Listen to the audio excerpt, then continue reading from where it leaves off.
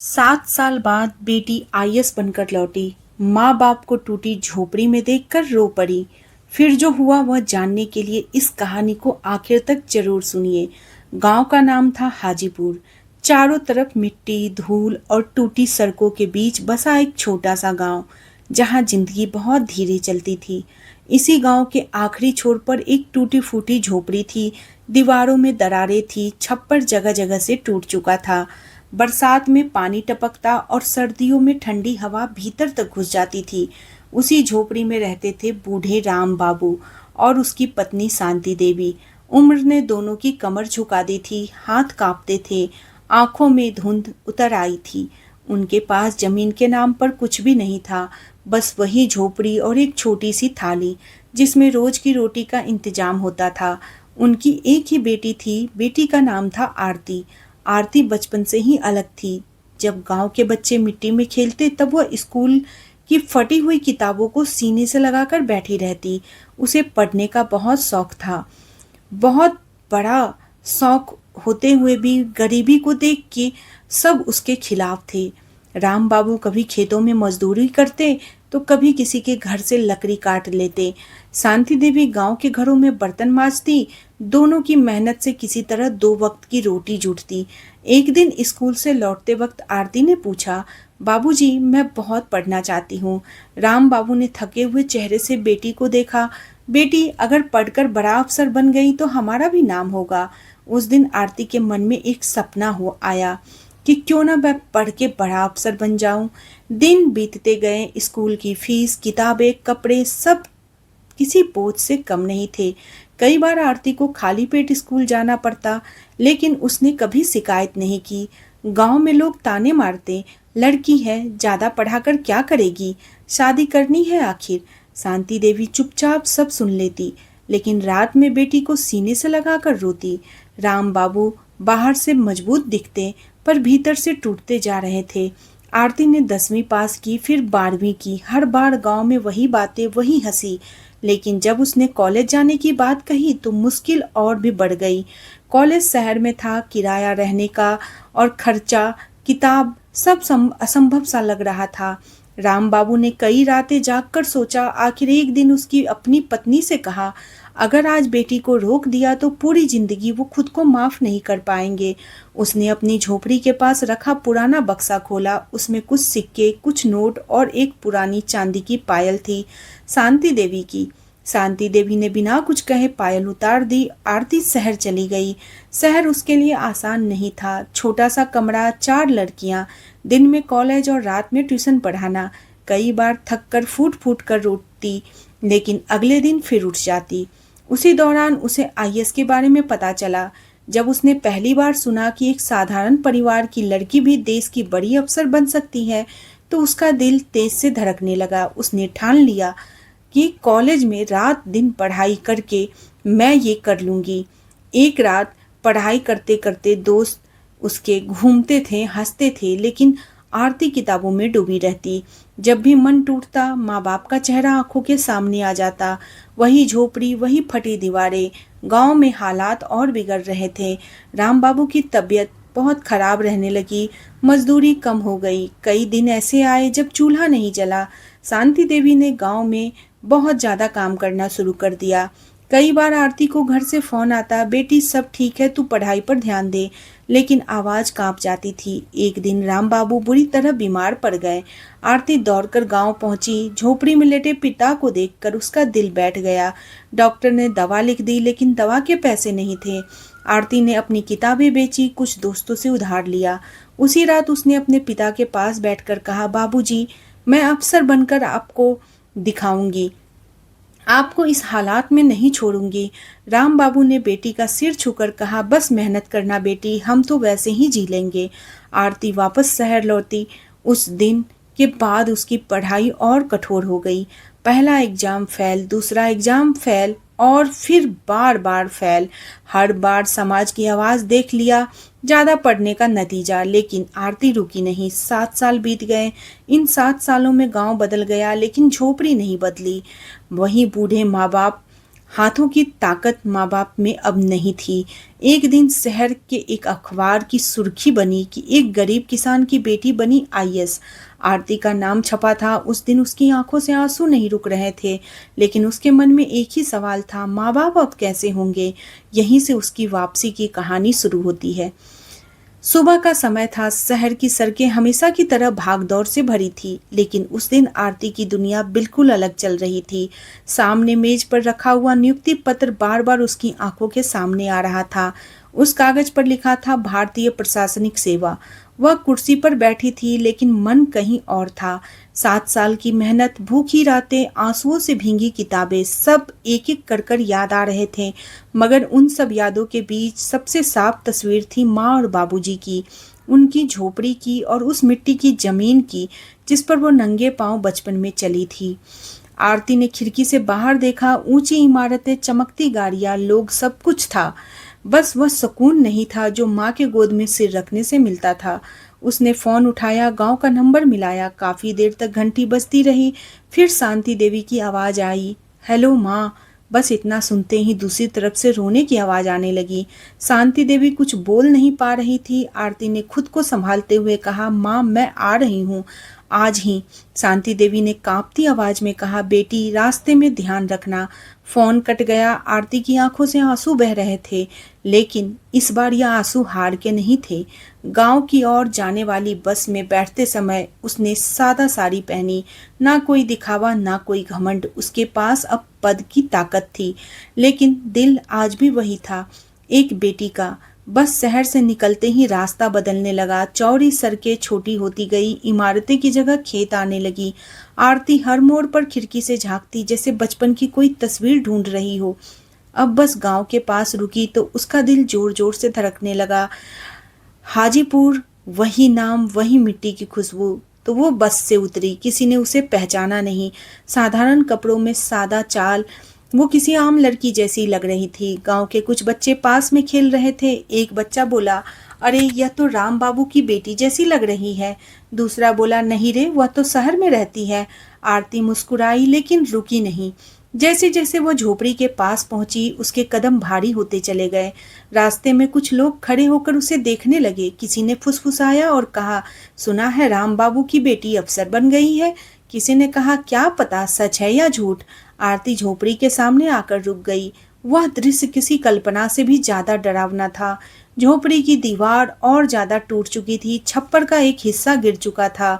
जमीन पर वही पुरानी थाली पड़ी थी जिसमें सूखी रोटियां थी। एक कोने में माँ बैठी हुई थी, कमजोर सी, झुकी हुई, और पास में जमीन पर चादर बिछाकर पिता लेटे हुए थे। आरती की आंखों से आंसू छलक पड़े। उसके पैरों में जैसे जान ही नहीं रही। शांति देवी ने सिर उठाया। कुछ पल तो वह बस देखती रही, फिर अचानक चिल्लाई। आरती, माँ की आवाज सुनते ही आरती दौड़ पड़ी। वह झोपड़ी के भीतर घुसी और माँ से लिपट गई। माँ बेटी दोनों फूट फूट कर रोने लगे। राम बाबू ने धीरे से आंखें खोली, कमजोर आवाज में बोले, आ गई मेरी अफसर बेटी। आरती घुटनों के बल बैठ गई। बाबूजी के हाथ अपने हाथ से माथे पे लगाए और उसकी आवाज भर गई, बाबूजी, यह क्या हालात बना ली है आपने। राम बाबू मुस्कुरा दिए, हम तो वैसे ही है बेटी, तू अफसर बन गई, बस वही काफी है। आरती ने चारों तरफ देखा। 7 साल से यह झोपड़ी और टूट गई थी, लेकिन उसके माँ बाप का हौसला नहीं टूटा था। गांव में धीरे धीरे खबर फैलने लगी। लोग इकट्ठा होने लगे। कुछ को आंखों में हैरानी थी, कुछ की आंखों में शर्म। एक आदमी बोला, यही है राम बाबू की बेटी, आईएएस बन गई है। किसी और ने कहा, देखो आज भी कैसी शादी है। आरती उठी। उसने सबकी तरफ देखा। कोई भाषण नहीं दिया, कोई रुआब नहीं दिखाया। वो बस माँ के पास बैठ गई और उसके सिर पर हाथ फेरने लगी। थोड़ी देर बाद एक सरकारी गाड़ी आकर रुकी। ड्राइवर उतरा। पीछे से कुछ पुलिस वाले भी थे। गांव वालों में हलचल मच गई। शांति देवी घबरा गई। बेटी, यह लोग क्यों आए हैं? आरती ने धीरे से कहा, माँ, डरने की जरूरत नहीं। ड्राइवर ने आगे आकर कहा, मैडम, आपको लेने भेजा गया है। आरती ने शांत स्वर में कहा, अभी नहीं, पहले मेरे माँ बाप। उसने पास खड़े डॉक्टर को बुलाया। राम बाबू का इलाज शुरू हुआ। दवाइयाँ दी गई। शांति देवी की जांच हुई। गांव के लोग सब देख रहे थे। कभी ताने मारते थे, आज चुप थे। आरती झोपड़ी के बाहर खड़ी होकर उसे देख रही थी। उसकी आंखों में आंसू थे। उसके मन ही मन कहा, मैं अफसर बनी हूँ लेकिन सबसे पहले बेटी हूँ। उसने अपने साथ आए अधिकारियों से कहा, यह झोपड़ी अब ऐसी नहीं रहनी चाहिए। सब ने सिर हिलाया। शाम ढलने लगी। सूरज की रोशनी झोपड़ी की टूटी दीवारों पर पड़ रही थी। आरती की माँ पास बैठी थी। शांति देवी ने बेटी के बालों में हाथ फेरते हुए कहा, हमने तो सोचा भी नहीं था तू सच में लौटेगी। आरती की आंखें भर आई। माँ, अगर मैं नहीं लौटती तो यह अफसर बनना बेकार था। गांव की हवा आज कुछ अलग थी। लोगों के दिलों में कुछ बदल रहा था और आरती के मन में एक ही बात थी, अब असली लड़ाई शुरू हुई है। अगली सुबह गांव में हल्की हल्की हलचल थी। सूरज निकल चुका था, लेकिन हाजीपुर की गलियों में आज कुछ अलग सा माहौल था। लोग अपने घरों से बाहर निकल रहे थे, एक दूसरे से धीमी आवाज में बातें कर रहे थे। हर किसी की नज़र उसी टूटी फूटी झोपड़ी की ओर जा रही थी जहां अब एक आईएएस अफसर के माँ बाप रहते थे। राम बाबू की तबीयत रात के इलाज के बाद थोड़ी संभली थी। वो झोपड़ी के बाहर चारपाई पर लेटे थे। शांति देवी पास बैठी थी, बार बार बेटी की ओर देख रही थी, जैसे उसे यकीन ही नहीं हो रहा है कि आरती सच में सामने बैठी है। आरती सुबह बहुत जल्दी उठ गई थी। वह झोपड़ी से कुछ दूर खड़ी होकर गांव को देख रही थी। वही खेत, वही कच्चे रास्ते, वही मिट्टी, लेकिन अब उसकी नजर अलग थी। अब वह सिर्फ बेटी नहीं थी, अब वह जिम्मेदारी थी। गांव के प्रधान को बुलाया गया। पंचायत के कुछ सदस्य आए, सरकारी कर्मचारी भी पहुंचे। लोग दूर खड़े होकर सब देख रहे थे। किसी में हिम्मत नहीं थी कि आगे आकर बोले। जो लोग कभी राम बाबू को नीची नजरों से देखते थे, आज वही सिर झुकाए खड़े थे। प्रधान ने धीरे से कहा, मैडम, हमें पता नहीं था कि हालात इतनी खराब है। आरती ने शांत स्वर में जवाब दिया, पता होना जरूरी नहीं था, देखना जरूरी था। प्रधान के पास कोई जवाब नहीं था। आरती ने झोपड़ी की ओर इशारा किया, इस हालात में कोई इंसान कैसे रह सकता है? यह सिर्फ मेरे माँ बाप का सवाल नहीं है, यह पूरे गांव का सवाल है। पंचायत के लोगों ने एक दूसरे की ओर देखा। आरती ने जमीन पर बैठकर मिट्टी उठाई। यह मिट्टी यही की है जिसने मुझे बनाया है। अगर यही मिट्टी मेरे माँ बाप को ढकने लगे तो अफसर होना किस काम का? उसकी आवाज में कोई गुस्सा नहीं था, बस सच्चाई थी। उस दिन आदेश जारी हुआ। प्रधानमंत्री आवास योजना के तहत घर की अनुमति मिली। राम बाबू और शांति देवी के नाम पर गांव में पहली बार किसी ने देखा था कि कोई अफसर बिना चिल्लाए, बिना धमकाए भी काम करवा सकता है। घर बनने की प्रक्रिया शुरू हुई। पुरानी झोपड़ी को तोड़ा गया। जब दीवार गिरी तो शांति देवी की आंखें भर आई। आरती ने माँ का हाथ पकड़ा। माँ, यह दीवारें टूट रही है, लेकिन आपकी जिंदगी नहीं। राम बाबू ने कांपती आवाज में कहा, इस झोपड़ी में हमें बहुत कुछ दिया है, लेकिन अब इसे जाने दो। ईंटें आने लगी, सीमेंट, सरिया, मजदूर, सब कुछ। गांव के लोग रोज आकर देखते। कुछ लोग मन ही मन जल भी रहे थे। एक आदमी बोला, हमारे लिए कोई अफसर नहीं आया? दूसरे ने कहा, क्योंकि हमारी बिटिया अफसर नहीं बनी। यह बात आग की तरफ फैल गई। गांव की लड़कियां आरती को देखने आने लगी। कोई चुपचाप खड़ी रहती, कोई पूछ लेती, दीदी, अफसर बनना मुश्किल होता है क्या? आरती मुस्कुराकर कहती, मुश्किल तो होता है, लेकिन नामुमकिन नहीं। वह रोज शाम को बच्चों के साथ बैठने लगी, कभी पेड़ के नीचे, कभी अधूरे घर के पास। वह अपनी कहानी नहीं सुनाती, वह उनकी कहानी सुनती थी। किसी लड़की ने कहा, दीदी, हमें तो पढ़ने नहीं देते। आरती ने धीरे से कहा, पहले खुद को पढ़ने दो, फिर दुनिया खुद रास्ता देगी। गांव में धीरे धीरे बदलाव दिखने लगा। लोग बेटियों को स्कूल भेजने लगे। माएँ अपने डर खुलकर बोलने लगी। लेकिन हर कहानी में एक अंधेरा भी होता है। गांव के कुछ दबंग लोग नाराज थे। उन्हें यह सब अच्छा नहीं लग रहा था। एक ने कहा, आज इसके माँ बाप का घर बन गया, कल हमारा खेत छीन लेगी। दूसरे ने कहा, बहुत ज्यादा अफसर बनने लगी है। एक रात घर बनते समय सरिया चोरी हो गई, काम रुक गया। शांति देवी डर गई, बेटी, कहीं तू मुश्किल में तो नहीं पड़ जाएगी। आरती ने माँ को देखा। माँ, सच के रास्ते में मुश्किलें आती ही हैं। उसने बिना शोर किए जांच करवाई। चोरी करने वाला वही निकला जो सबसे ज्यादा बोल रहा था।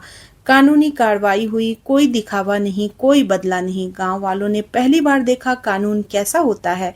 राम बाबू रोज अधूरे घर को देखते। उनकी आंखों में चमक लौटने लगी थी। अब वह चारपाई से उठकर बैठने लगे थे। एक दिन उन्होंने आरती से कहा, बेटी, हमें तो बस इतना चाहते थे कि तू खुश रह। आरती की आंखें भर आई। बाबूजी, आपकी खुशी से बड़ी कोई खुशी नहीं। वह धीरे धीरे आकार लेने लगी। दीवारें खड़ी हो गई, छत जिस जगह पर कभी पानी टपकता था अब वहां रोशनी भर रही है। गांव की महिलाएं एक दिन शांति देवी के पास आई। उन्होंने कहा, हमारी बेटियों को भी पढ़ा दो। शांति देवी ने पहली बार सीना तान कर कहा, मेरी बेटी पढ़ाएगी। आरती ने वहीं एक छोटा सा शिक्षा केंद्र शुरू करवाया। अब गांव सिर्फ घर नहीं बनते देख रहा था, अब तो वो भविष्य बनते देख रहा था। और आरती जानती थी यह सिर्फ शुरुआत है। हाजीपुर की सुबह अब पहले जैसी नहीं रही। हवा में अब भी मिट्टी की खुशबू थी, लेकिन उस खुशबू में उम्मीद की एक नई परत जुड़ गई थी। घर अब लगभग पूरा हो चुका था। सफेद दीवारें सूरज की रोशनी में चमकती थी। जहां कभी टूटी झोपड़ी खड़ी थी, अब वहां एक मजबूत छत, पक्की दीवारें और दरवाजा था। राम बाबू रोज सुबह उठकर घर के सामने खड़े हो जाते। उनकी आंखें उस घर को ऐसे देखती जैसे कोई सपना हो, जिस पर अब भी यकीन नहीं हो रहा था। शांति देवी कई बार दीवारों को छू कर देखती, फिर अपने आंचल से आंखें को पोंछ लेती। आरती यह सब चुपचाप देखती रहती। घर का आखिरी काम चल रहा था, रंगाई हो रही थी। मजदूर अपने औजार समेट रहे थे। गांव के बच्चे आसपास घूमते, हंसते, खेलते। जिस जगह पर कभी सन्नाटा और गरीबी था, वहां अब हलचल थी। घर पूरा होने की तारीख तय हुई। उस दिन गांव में जैसे त्योहार सा माहौल था। किसी ने ढोल नहीं बजाया, लेकिन हर दिल में एक आवाज गूंज रही थी। लोग अपने घरों से निकलकर आए, महिलाएं साफ कपड़े पहनकर आई, पुरुष चुपचाप सम्मान के साथ खड़े थे। आरती ने माँ बाप से कहा, आज आप दोनों इस घर में पहला कदम रखेंगे। शांति देवी के हाथ कांप रहे थे। राम बाबू ने बेटी का हाथ पकड़ा। दरवाजा खोला गया। शांति देवी ने सबसे पहले दहलीज पर पैर रखा। उसने आंखें बंद कर ली, फिर धीरे से फर्श को छुआ। आंसू उसके गालों से बहने लगे। यह घर नहीं था, यह उसकी तपस्या का फल था।